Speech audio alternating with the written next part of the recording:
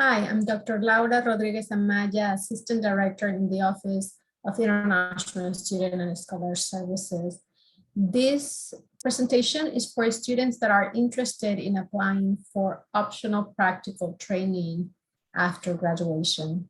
So if you are planning this semester to graduate and are looking to apply for optional practical training, this is the presentation for you. So what is OPT? OPT stands for Optional Practical Training. It's a benefit for F1 students to apply for work authorization after graduation. It's an authorization for 12 months of temporary employment directly related to their major area of study. So this is really important because this is a temporary work authorization for F1 students in an area that is directly related to your major area of studies of your major. So why should students apply for optional practical training? You only have 12 months of OPT once for every degree level that you complete. If you don't apply for it, you will lose it. You would like to stay in the US to gain work experience, practical experience in your major of study. You are not certain about your post-graduation plans, but this is a good backup. So if you're not sure if you want to stay in the US and gain work and practical experience, but if you're still not sure, you might want to consider applying for OPT just in case your plans change. Or maybe you already have a job offer and would like to stay in the US, but you're not sure if your petition for H-1B will come in time for you to start employment right after graduation. So OPT could be the backup if the H-1B petition is not approved. So there are 3 types of OPT. Pre-completion OPT, this means engaging in optional practical training before graduating. Very few students opt to do this. But if you're interested, let us know. This presentation is primarily for post-completion OPT. That means this work authorization after completing your studies at Trinity. And then we'll talk a little bit about the STEM OPT extension and what that means and who qualifies for it. So the post-completion OPT is employment authorized to begin on or after a student's successful completion of studies, meaning once you graduate. Right? You will be eligible for 12 months of OPT for every degree level that you complete.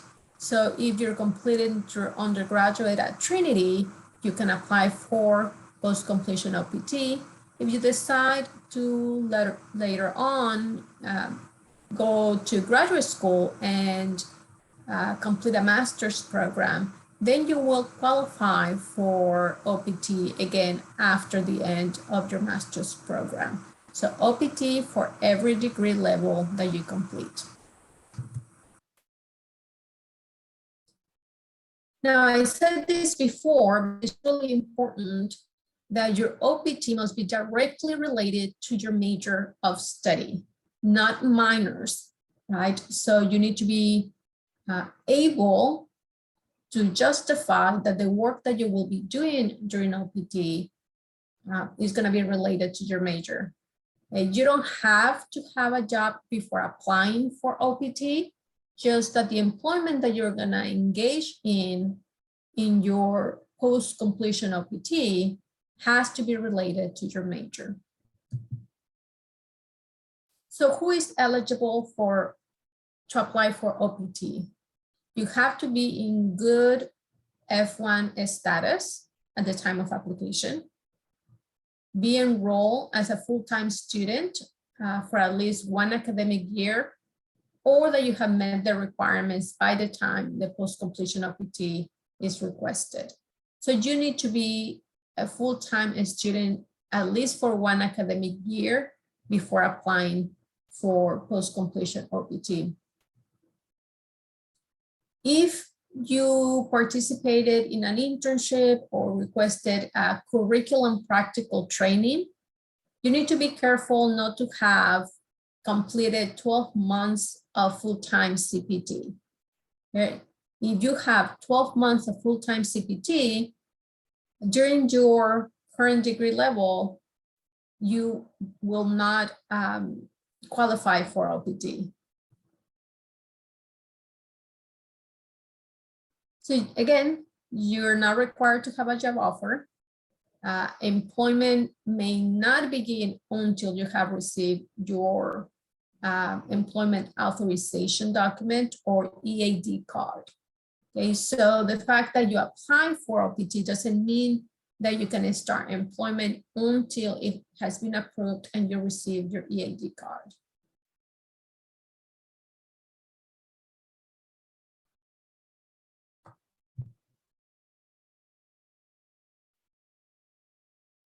So when to apply? This is a question that a lot of students have.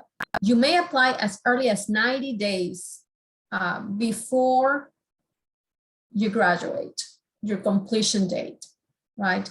And we strongly recommend that you do it once you qualify for it, right? 90 days before your completion of your study or the graduation date, you should apply for OPT. But you could apply all the way to 60 days after completion of your studies. So 90 days before to 60 days after. Again, we strongly recommend that you do it as soon as possible, because although it should take about 3 months, 90 days to receive your adjudication, approval or denial, you want to have enough time to get your OPT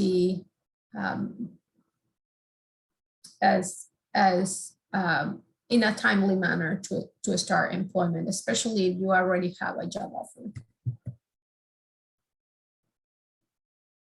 So make sure that you look at the calendar, you understand when your 90 days start, when your 60 days end, and make sure that as you request, students request a start date of their OPT, that you take in consideration things such as, do I already have a job offer?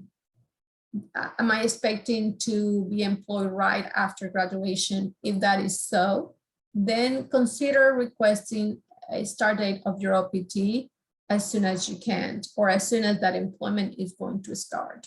If you are just starting your job search and you feel it's going to take you a little longer to start your job authorization or to find a job, you might want to extend that start date a little bit longer to give you enough time to find a job and also not accumulate on unemployment dates during your OPT.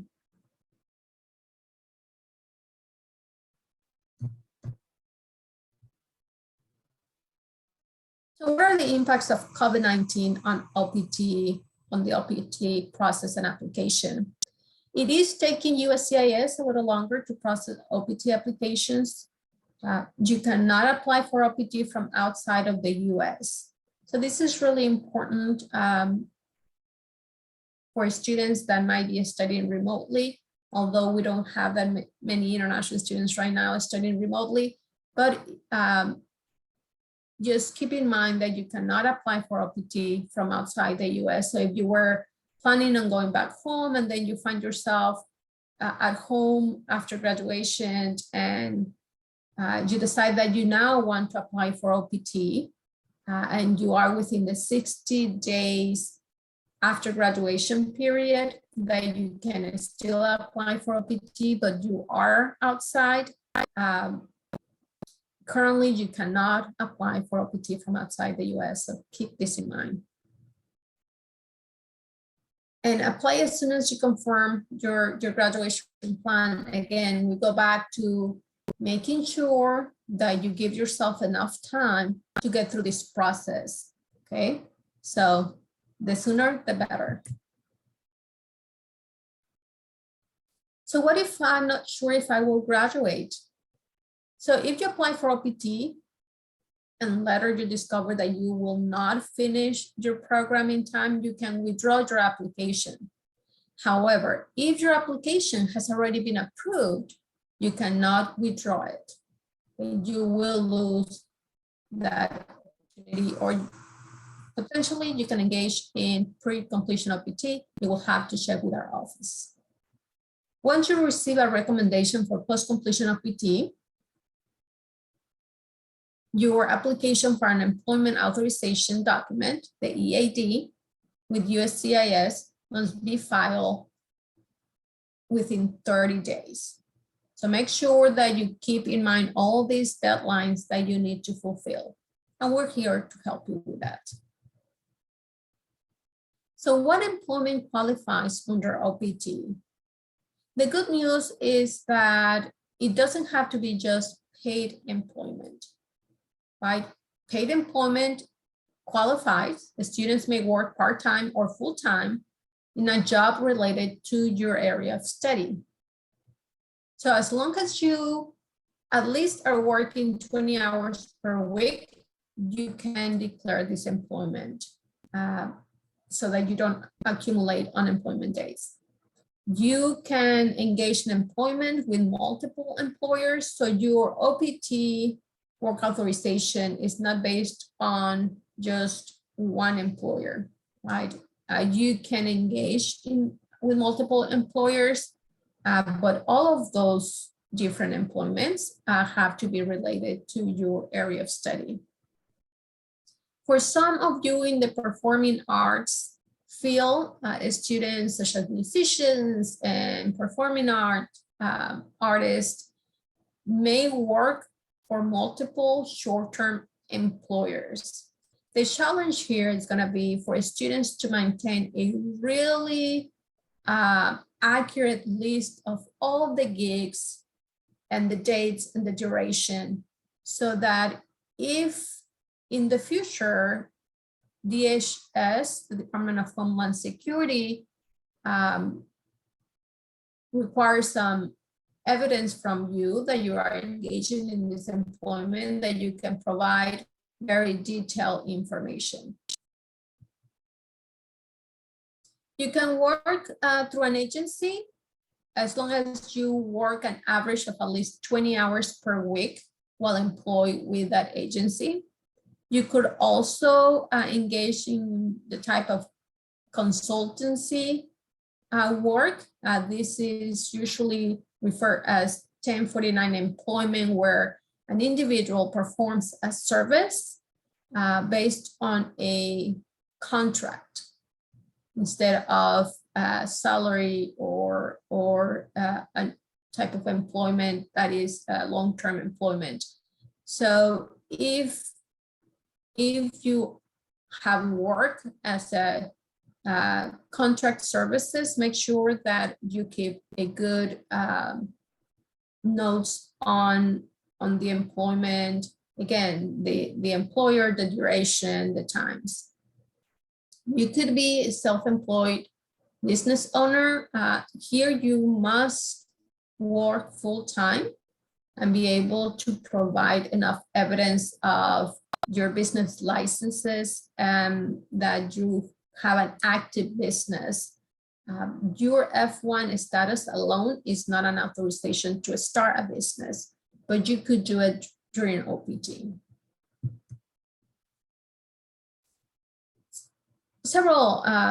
One of the most recurrent questions is, does unpaid employment counts towards OPT?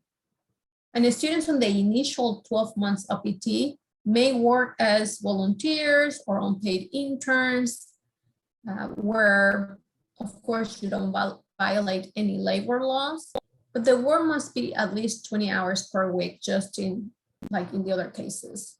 And you need to be able to provide evidence from the employer that you have worked with them for at least 20 hours per week. So if you can request some kind of verification from this type of activities, that will help you build your documentation to show that yes, you at least work for 20 hours per week, either as a volunteer or unpaid intern. So the messaging here is there's the different types of employment that you can engage with, but some of them require you to maintain evidence for each job, to maintain very accurate accounts and records of that employment, so that if questions come up later on, that you can present that evidence, that documentation. So now OPT application, you can do it online, where before you only had the option of sending your package by mail. Now you can do this online. And if you go to our website at International Student and Scholar Services Office, in the Trinity website, you will find a section with OPT information, forms, handouts, and you can take a look there at also the electronic filing instructions and a copy of this PowerPoint presentation in case you need to get a hold of that link. So ladies, something that happens once you receive your OPT authorization is that you start working, and sometimes you forget that you have these OPT reporting requirements. This is really important. This is how the government, the Department of Homeland Security, knows that you are actually employed and working in the US. There are certain reporting requirements that you need to fulfill. We have a form online that you can take a look at.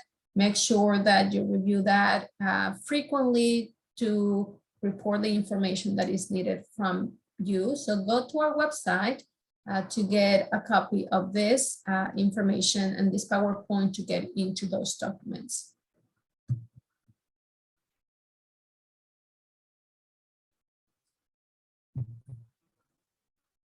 So I wanted to go back in terms of this website. Like I said, I have mentioned a couple of links to documents. And again, these links you can get through our website, and you can also get it through the copy of this PowerPoint presentation, which is in our website. So make sure that you visit our website to find out more about the OPT requirements. We're not going to cover it today because we're talking about the OPT application process and qualifications, but you should check out these forms. We are also going to review this information during our OPT meeting. Social security numbers. If you already have a social security number, you do not need to request a new social security number. That will be your number for your duration in the US. If you already have a social security number, if you do not have a social security number, you don't need one to begin working. Your employer will let you know what their policies are, but you can start employment at the same time that you start your application for a social security number. You could also apply for one when you apply for your OPT. Once you receive the social security card in the mail, make sure that you provide this information to your employer. So what can you expect after you apply? So it's taking 2 to 3 weeks for for students to receive your I-797 notice of receipt.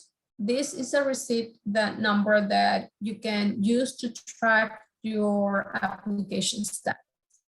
So once we receive that, we will let you know. The students have the option to use the ISSS address to receive their documents. If you are in the San Antonio area, and you are planning on changing addresses, sometimes the students feel that it will be best to send their documents to our office. In that case, we will let you know when we receive the receipt number.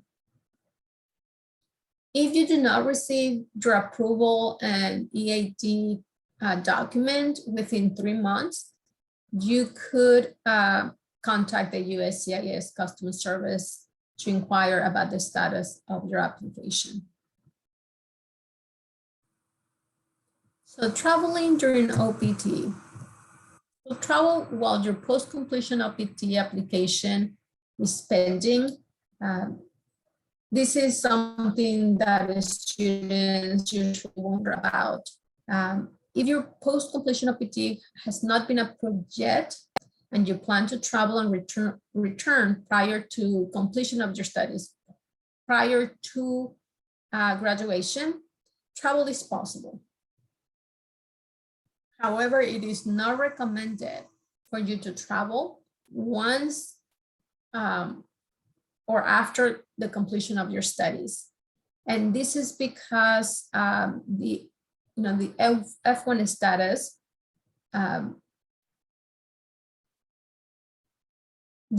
status, you have to prove that you do not have an intent to stay in the US, right? As part when you go to your visa interviews, you have to provide evidence of that. So if your completion of studies have ended, right? Sometimes it's difficult at port of entry because you might not have already your employment authorization document. So, however, if travel is unavoidable after completion of your studies and while your OPT is pending, these are the documents that we recommend that you have with you. Your passport has to be valid for 6 months after you plan to re-enter, the valid F1 visa stamp on your passport, the I-20 form with a travel signature that is no older than 6 months. Now, remember that usually we say 12 months, right? But because you're going to be in this limbo and pending status, it is recommended that you travel with a signature that is no older than 6 months.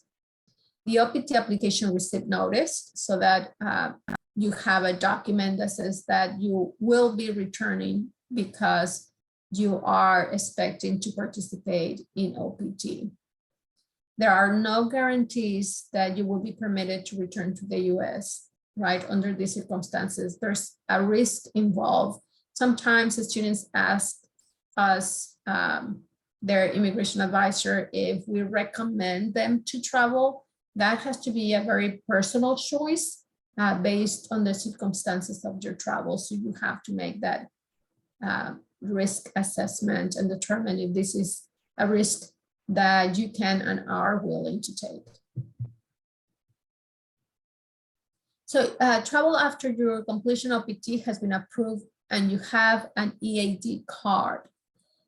This is possible.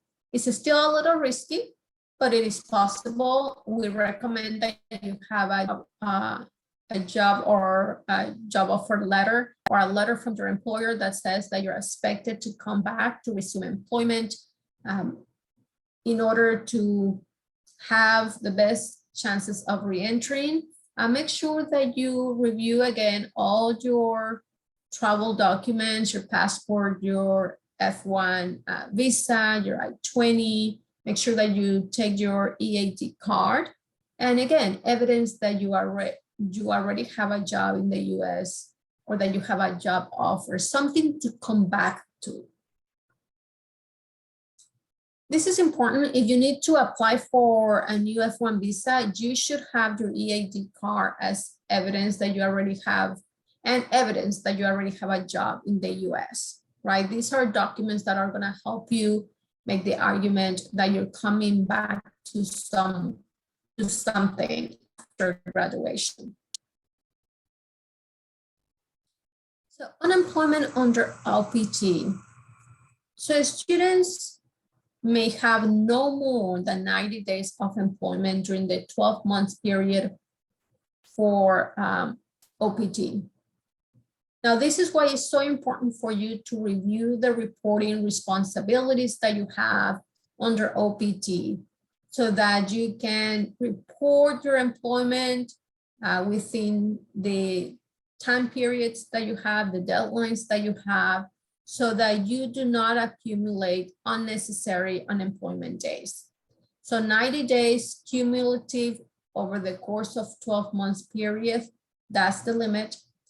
Students get a grace period of 10 days in between changing jobs, so they will not count towards your unemployment. And then unemployment days begin accruing the start date listed on your EAD card. Okay, so make sure that that you take this in consideration as you are also trying to decide the start date for your OPT. I cannot say this enough.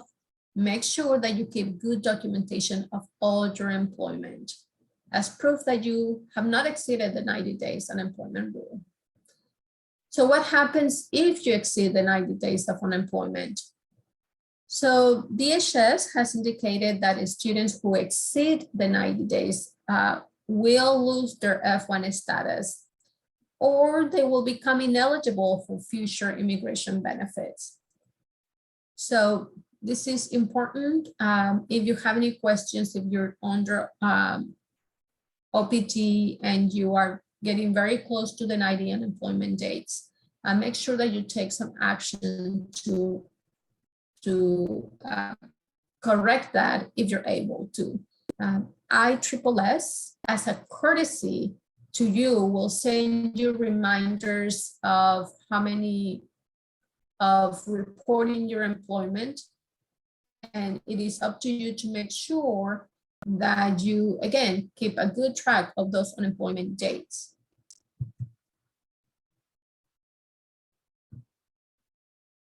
As you are deciding whether you need to travel or not, sometimes we get these questions about the visa or your F1 visa expiring, and some students believe that if their F1 visa is expiring, that they must go back home and get it renewed.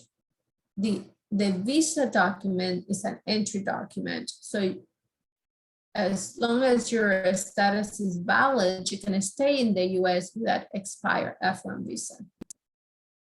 If you decide to go outside of the country and your F1 visa is expired, you will have to renew it.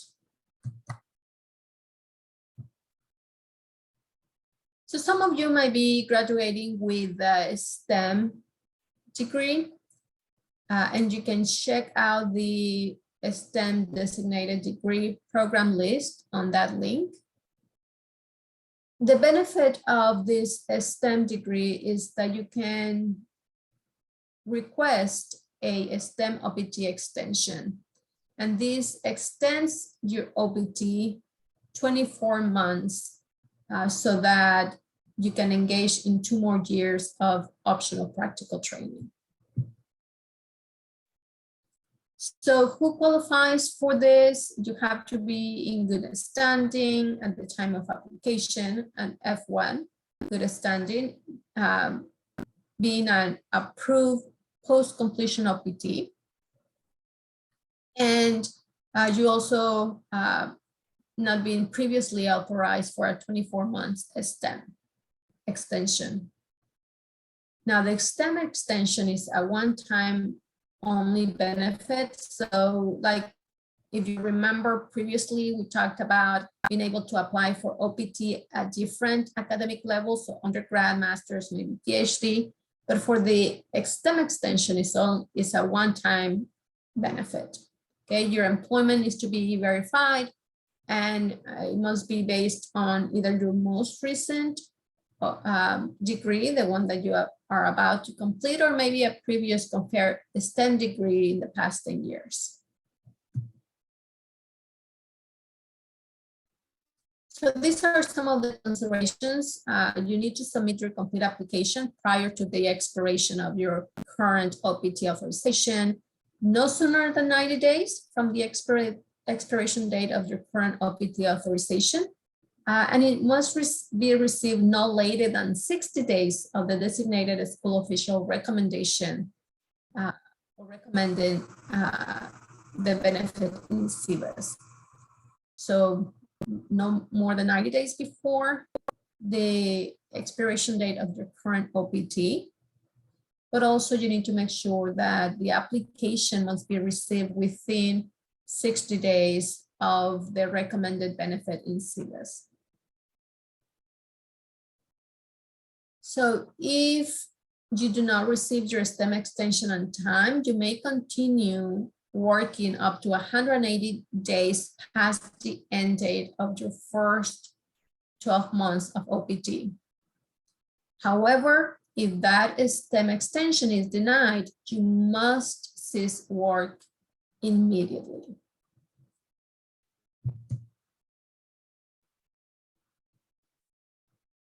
So we talked before about those STEM reporting requirements. There is a portal. It's a SEP portal. It's a SEP student portal designed for you to be able to report changes in employment or updates on phone numbers and physical address directly to the ISSS through this SEP portal. If you have any issues with the portal, you can contact our office to assist you temporarily with your reporting process. But you must make sure that you create a SEP student portal account so that you can do this or comply with these reporting responsibilities on time. And you will receive information on how to do this when we meet one-on-one to review your OPT application. During the STEM extension, you cannot accumulate more than 150 days of unemployment. So any days remaining from the 90 days from OPT and 60 for STEM. And so again, it goes back to making sure that you report in your employment and that you keep good records of it. So you can, if you have any questions, you can contact us at ISSS@trinity.edu. You could also go to our website and go to the Contact Us tab. You will see there how to make an appointment with us and when we have virtual walk-in hours. I hope this information was useful to you, and I look forward to meeting with you concerning your OPT application.